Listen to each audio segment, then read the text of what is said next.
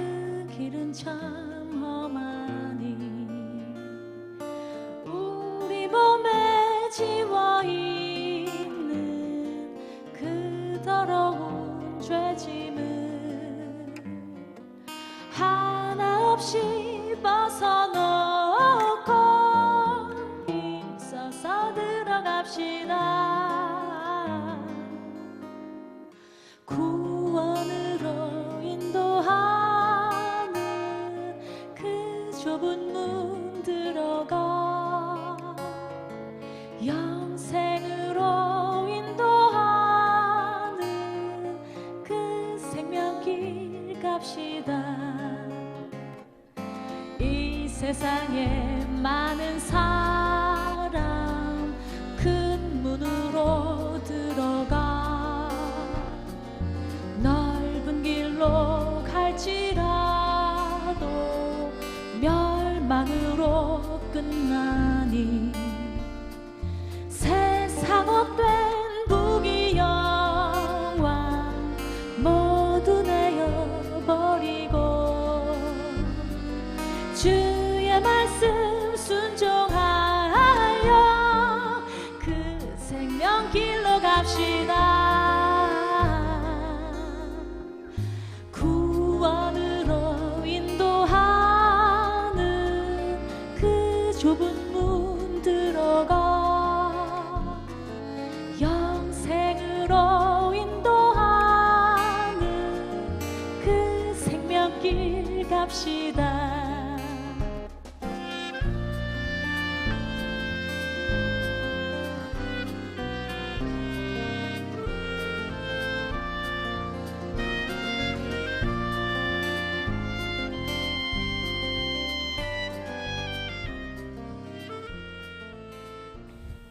오늘 같이 보실 말씀은 현재 우리 교회에서 임직자 교육 교재로 사용하고 있는 알곡과 가라지라는 책의 5번째 챕터의 내용으로 함께 하시겠습니다.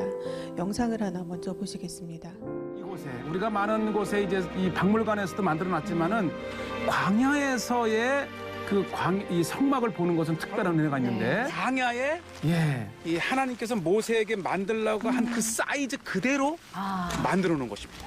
예, 일일이 다 설명하기는 이 짧은 시간 어렵겠지만은 이 모든 크기와 너비와 재료와 이 모든 것을 이미 하나님께서 시내산에서 모세에게 말씀하시고 모세는 그 식양대로 그래서 들어가게 되면 이 성막 뜰에 제일 먼저 보이는 것이 이 번제단입니다. 예, 저 새스랑처럼 이 부삽도 있고 그다음에 손잡이. 왜냐하면 이동 중에 또 이동을 해야 되니까. 또 이 크기도 이렇게 돼 있고 그 안쪽을 보면 사실 이제 동물을 태워서 그 향을 하나님께 드리고 하나님께서는 흠양하시는 데에 또 이 밑에 보면 재료까지. 저기 이제 불쏘시개잖아요. 이 광야에서 많지는 않지만 이 자라난 그리고 메마른 것들이 얼마나 화력이 좋은지 모릅니다. 그렇군요. 그러니까 또 광야에서 자라는 메마른 풀들을 또 이렇게 이용을 해서 그래서 이제 양과 염소와 소와 하나님께서 이 기뻐하시는 다양한 동물들을 이 번제단에 태워서 하나님께 드리고 더 중요한 것은 또 하나 중요한 것은 바로 동물을 잡은 피를 뿌리는 거예요. 번제단에 뿌리기도 하고 그 뿌린 피를 형상화해서 장면인가요? 또 제단의 뿔에도 바르게 하면서 피와 그 태운 향, 그 희생을 통해서 하나님께 기쁘게 했던 백성들. 그다음에 또 하나가 물두멍이죠. 물두멍이 정결 예식에 이 사용되는. 광야에 물이 흔치 않았지만은 솟아나는 깨끗한 물을 이제 물두멍에 크게 담아놓고 항상 하나님께 나아갈 때는 깨끗하게 정결함. 그리고 이 바닥이 지금 보시다시피 광야에는 이 먼지 바닥이니까 늘 이 발도 씻고 이렇게 항상 이 더러워진 것을 씻고 하나님께 나아가는. 그렇지 않으면 죽습니다. 그렇군요. 야, 지금 이렇게 해서 이제 물두멍에서 이 정결 의식을 하고 이제 안으로 들어가면 회막으로 진짜 회막이에요. 자. 이 안에 들어가면 저도 여기 들어갈 때마다 예수 그리스도로 인해서 우리가 왜냐하면 대제사장만이 그것도 1년에 딱 한 번 들어가는데 들어가게 되면 이게 진설병 떡상입니다. 그렇군요. 이제 여기가 성소라는 곳이고. 예, 이 떡상도 이제 다 금으로 네. 두르고 또 6개 12지파를 의미하기도 하고 상징하는. 또 오늘날은 예수님 12제자잖아요. 네. 그렇죠. 등불을 킨다고 하는 것은 아. 늘 깨어 있고 이제 이렇게 그런 유대인의 상징물. 그다음에 이제 진설병 떡상 맞은편에 바로 등대입니다. 아, 등대가 예. 또 위치해 있고. 사실 이것도- 저희 스튜디오에도 있는데. 그렇죠. 이 살구나무 꽃 모양을 가지고 네. 받침과 이 모든 것이 이 이제 출애굽기 25장 6장에 보면 자세하게 참 하나님이 된 게 굉장히 네. 세심하세요. 그렇죠. 그 모양 하나하나, 크기, 또 재료 예. 하나하나까지 다 알려주시는 거니까. 그렇죠. 네. 그리고 이제 마지막으로 이제 이 휘장을 지나 지성소로 들어가기 전에 또 이게 분향단입니다. 향. 네. 아름다운 그 향을 피우기 위해서 여러 개를 이렇게 기름을 넣고 네. 반죽을 해서 제사장입니다. 부삽을 해서 피우면 네. 상상해 보세요. 얼마나 향이 그렇죠. 가득했겠어요. 네. 하나님께 자, 요거는 거룩. 또 하나는 자료인데 네. 바로 대제사장. 이 이마에는 여호와께 성결, 아. 가도실레 아도나이.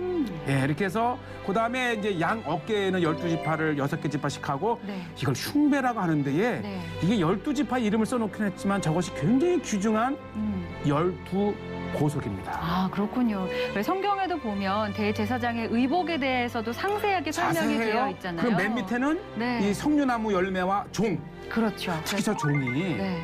이 대제사장일지라도 하나님께 이 죄를 가지고 들어가면 죽습니다. 근데 그걸 누가 끊어내겠어요? 그렇죠. 그래서 이 대제사장이 살아있는지를 보기 위해서 종을 달았대요. 아. 딸랑딸랑 소리가 네. 나면 계속 살아계셔서 예배를 집리하는구나.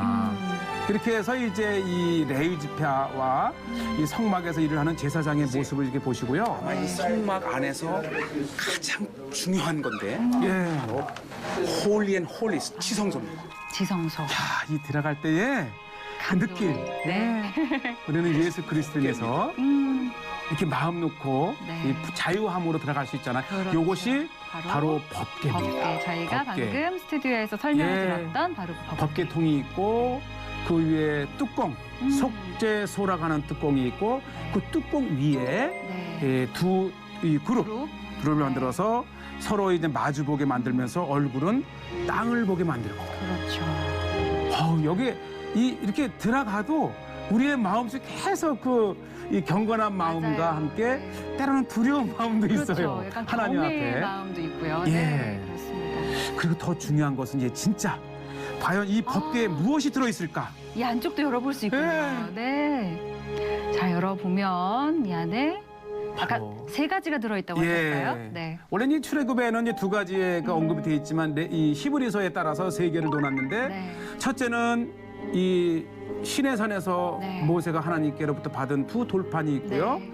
그다음에 이것은 이제 광야 40년간 하나님께 먹여주었던 가시와 같다고 하는 과자와 같은 만나. 그다음에 이것이 아론의 지팡이. 쌍난 지팡이 아몬드죠. 아몬드 나무. 아, 그게 아몬드 나무예요. 그렇죠. 네.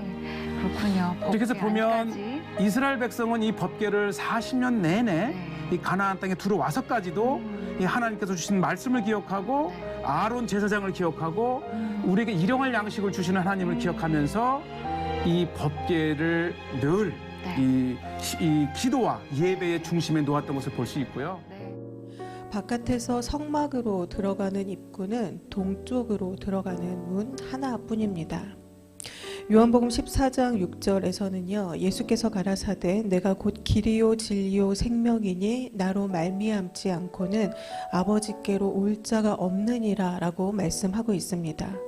구원으로 들어가는 문은 하나 오직 예수 그리스도뿐이다 라고 말씀하고 있는 것이죠.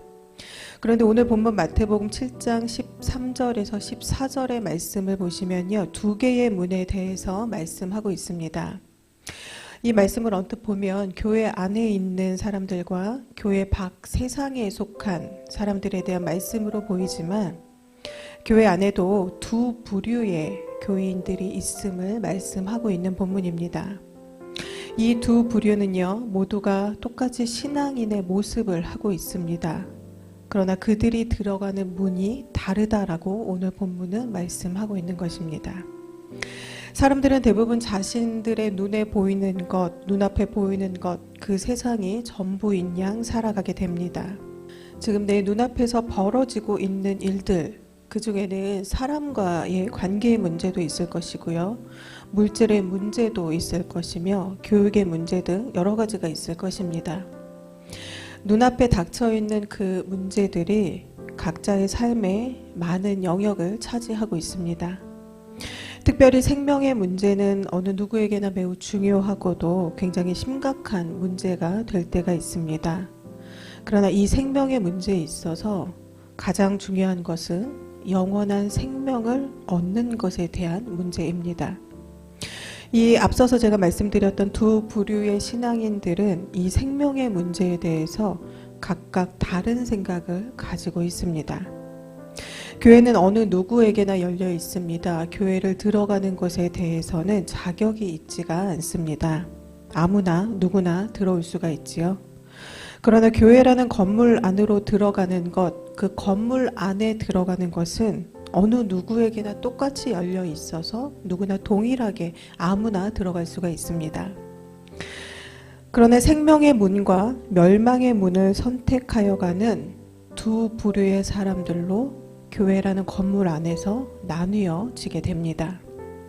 그것이 바로 오늘 본문에서 말씀하고 있는 좁은 문과 넓은 문에 대한 말씀입니다. 그렇다면 넓은 문으로 들어가는 사람들은 어떤 사람들일까요?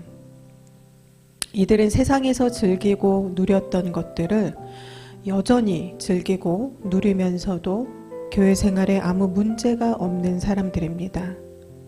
그 이유는 말씀과 기도 생활에는 관심이 없고 교회를 그저 취미 생활하듯 다니거나 아니면 교회의 시스템 자체가 이 세상의 풍조로 가득해서 교회나 세상이나 별로 다를 것이 없는 경우가 그 경우일 것입니다.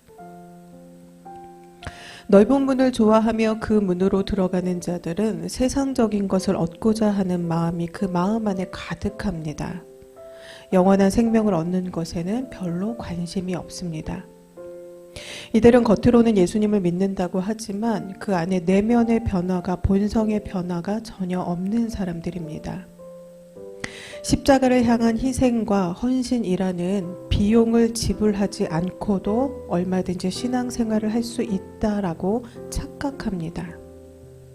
이들은 영적 각성이 없습니다. 그렇기 때문에 하나님의 말씀에 무지하고 또 영적으로 변화가 없이도 마치 거듭난 교인인 척 행세를 하면서 교회 안에 존재하고 있습니다. 마귀는 구원을 방해하지요. 하나님과 가까이 하는 것, 하나님께서 주시는 생명을 얻는 것을 방해하는 일을 합니다. 영적으로 무지하고 영적으로 게으른 사람들은 이 마귀의 방해를 감지하지 못합니다. 마치 미지근한 물에 개구리를 넣어서 서서히 온도를 높여가면서 그 온도가 높여가면 온도가 높아가는지 모르고 있다가 개구리가 서서히 죽게 되듯이 사람들의 눈에 넓은 문이 좋아 보이도록 서서히 유혹을 하기 때문입니다. 마귀는 사람들에게 쉬운 길을 선택하게 만듭니다. 편한 데에 머물고 그곳에 안주하게 만드는 일을 합니다. 마귀는 이들의 마음을 혼미케 하고 성령이 아닌 육신을 따르는 삶을 따르게 만듭니다. 사람을 마귀의 권세 아래에 두는 것이지요. 고린도후서 4장 4절의 말씀을 보시면요. 그 후에 이 세상의 신이 믿지 아니하는 자들의 마음을 혼미하게 하여 그리스도의 영광의 복음의 광채가 비치지 못하게 함이니 라고 말씀합니다. 영적 무지는 좁은 문 끝에 있는 생명의 길을 보지 못하게 만듭니다. 꼭 좁은 문을 들어가야 믿음이 있는 것이냐고, 하나님은 사랑의 하나님이시기 때문에 다 구원하여 주실 것이라고 말합니다. 또한 넓은 문을 찾는 사람이 많다라는 것을 내세워서 이것이 성령의 역사라고 주장하는 사람들도 있습니다. 사람들이 많이 찾고 평판이 좋은 교회라고 해서 하나님이 보시기에도 좋은 교회라고 장담할 수는 없습니다. 그들이 찾는 문이 생명의 길이라고 할 수도 없습니다. 요한계시록 3장에서는요 사대교회가 나오는데요. 이 사대교회는 사람이 보기에는 좋은 교회였으나 하나님께서 보시기에는 죽은 교회였다라고 기록하고 있습니다. 자기 십자가를 지고 나를 따르라 라는 주님의 그 말씀에 귀를 닫고 많은 사람들이 찾는 넓은 문을, 그리고 들어가기 쉬운 문을 서슴없이 들어가면서 그 길이 생명의 길이다라고 주장하는 현대판 사대교회의 성도들이 이 땅에도 넘쳐나고 있습니다. 넓은 문은 내면이 거듭나지 않아도 죄와 회개의 각성이 없이도 들어갈 수 있기 때문에 인기가 많습니다. 중요한 것은 크고 화려한 그 넓은 문으로 들어간 사람들이 자신들의 영적 상태를 전혀 감지하지 못한다라는 것입니다. 그들은 자신들이 정말로 구원을 받았다라고 생각을 하고 천국에 들어갈 것이라고 확신하기도 합니다. 그러나 넓은 문은 멸망으로 들어가는 문이며 그 길을 따라 계속해서 멸망을 향해 걸어가고 있다라는 것을 인지하지 못합니다. 점점 구원의 은혜로부터 멀어지고 있다라는 사실을 모르고 있는 것이지요. 베드로전서 4장 17절에서 18절의 말씀에는요, 하나님의 집에서 심판을 시작할 때가 되었나니 만일 우리에게 먼저 하면 하나님의 복음을 순종하지 아니하는 자들의 그 마지막은 어떠하며 또 의인이 겨우 구원을 받으면 경건하지 아니한 자와 죄인은 어디에 서리요? 라고 말씀하고 있습니다. 세상적, 육신적 모든 즐거움을 다 누리고 살면서 오히려 경건하게 신앙생활하는 자들을 조롱하며 살았던 그 시간들을 돌이킬 수 없는 때는 분명히 옵니다. 그렇다면 좁은 문으로 들어가는 사람들은 어떤 사람들일까요? 먼저 오늘 본문은 그 문을 찾고 구하는 자가 적다라고 말씀하고 있습니다. 문이 좁다라는 것은요, 죄악된 본성과 그 생활을 가지고는, 그것을 그대로 가지고는 그 문을 통과할 수 없음을 의미합니다. 부자가 천국에 들어가는 것보다 낙타가 바늘길을 통과하는 것이 쉽다라는 예수님의 말씀이 바로 이와 같습니다. 그러므로 좁은 문으로 들어가려면 성령의 역사로 인한 근본적인 내면의 변화가 일어나야 하는 것입니다. 왜냐하면 거듭나지 않은 인간의 본성이 넓은 것, 쉬운 것, 화려한 것을 더 좋아하기 때문입니다. 사람이 영적으로 거듭나면 보는 눈이 달라집니다. 세계관이 달라집니다. 그래서 무엇을 선택해야 하는지, 무엇을 선택하지 않아야 하는지를 자연적으로 알게 됩니다. 어떤 길을 가야 하는지, 어떤 길을 가지 말아야 하는지를 알게 됩니다. 성령께서 함께 하시는 사람은 성령의 눈으로 세상을 바라보지만 육신의 것을 추구하는 사람은 타락하고 죄악된 본성의 눈으로 세상을 바라보기 때문입니다. 가치관이 달라집니다. 좁은 문의 가치를 아는 사람은 무엇이 사는 길인가, 무엇이 생명의 길인가에 대해 굳이 고민하지 않아도, 굳이 깊게 생각하지 않아도 당연하게 그 길을 갑니다. 그 좁고 협착한 길이 바로 우리를 마지막까지 영원한 생명의 길로 인도한다라는 것을 알고 있기 때문입니다. 누가복음 13장 24절에는요, 좁은 문으로 들어가기를 힘쓰라. 내가 너희에게 이르노니 들어가기를 구하여도 못하는 자가 많으니라 라고 말씀하고 있습니다. 예수님께서는 좁은 문으로 들어가기를 힘쓰라 라고 말씀하고 있습니다. 왜냐하면 사람에게 남아있는 육신을 쫓아 살려고 하는 본성이 자꾸만 구원의 문이 아닌, 생명의 문이 아닌 넓고 화려한 멸망의 문으로 들어가게 하기 때문입니다. 마태복음 13장 45절에서 46장에는요, 자기 소유를 모두 팔아서 진주를 산 사람이 나옵니다. 그는 진주의 가치를 알고 있었던 사람이었습니다. 자기가 가진 소유보다 그것이 더 가치 있는 것임을 잘 알고 있었던 사람입니다. 좁은 문으로 들어가는 사람은 육신의 일을 도모하지 않습니다. 왜냐하면 죄를 미워하며 죄를 피하려는 성향이 그 마음에 이미 심겨져 있기 때문입니다. 그 변화는 눈에 띄게 드러나게 되어 있습니다. 그러므로 저 사람이 말은 저렇게 해도 행동은 저렇게 해도 믿음은 좋은 사람이다 라는 말은 틀린 말이지요. 성립이 안 되는 말입니다. 온전한 그리스도인이라면, 거듭난 그리스도인이라면, 성령께서 함께 하시는 그리스도인이라면 생각과 말과 행동이 누가 봐도 눈에 띄게 달라지게 되어 있기 때문입니다. 사랑하는 성도 여러분, 저와 여러분은 지금 어떤 문으로 들어와 있습니까? 또한 어떤 길 앞에 서 있습니까?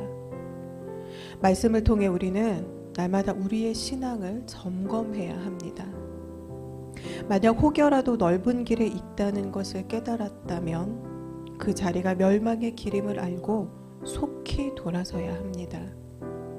많은 사람들이 찾는 길이 옳은 길이 아니라 하나님께서 인도하시는 길이 옳은 길이자 생명의 길입니다. 좁은 문의 가치를 깨닫고 또 생명의 가치를 깨닫고 하나님의 은혜에 의지하여서 좁은 문을 향해, 좁은 길을 향해 나아가시는 저와 여러분 모두가 되시기를 바랍니다. 다 함께 기도하시겠습니다. 먼저 그 나라와 의를 구하라. 그 나라와 그 의를, 그리하면 이 모든 것을 너희에게 더하시리라. 사람이 떡으로만 살 것 아니요 하나님 말씀으로. 그리하면 이 모든 것을 너희에게 더하시리라.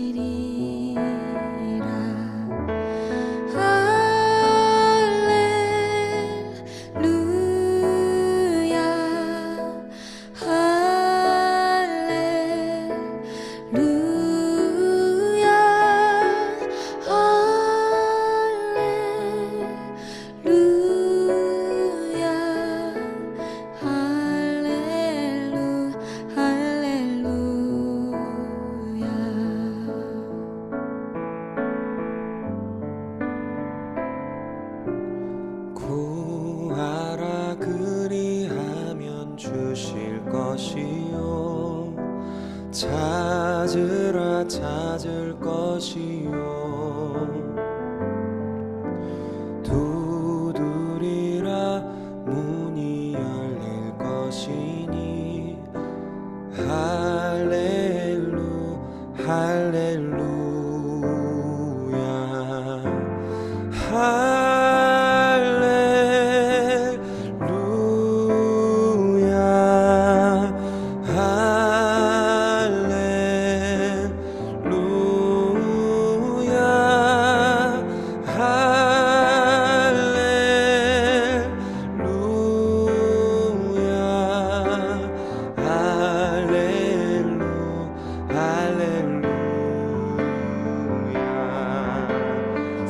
사람이 떡으로만 살 것 아니요 오직 하나님 말씀으로. 그리하면 이 모든 것은 너희에게 더하시리라. 구하라 그리하면 주실 것이요 찾으라 찾을 것이요